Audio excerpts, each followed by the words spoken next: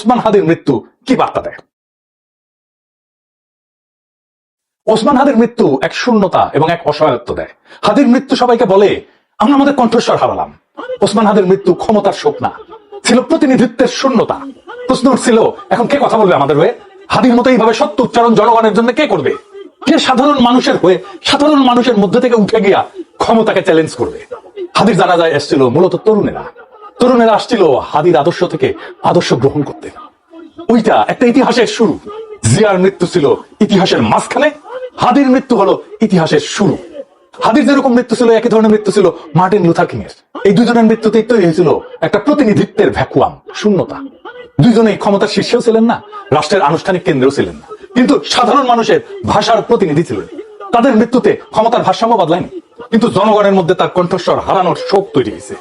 মানুষ প্রশ্ন করছে, অসহায়ের মতো উনি না থাকলে এই কথাগুলো কে বলবে? আজকে বলে না, হাদির মৃত্যুতে কে আমাদের মতো হয়ে এইভাবে কথা বলবে? কে আমাদের জন্য এইভাবে কথা বলবে? হাদির মৃত্যুতে এসে বলে না সবাই, কে এইভাবে এত সাধারণ ভাবে আমাদের কথাগুলো আবার বলবে?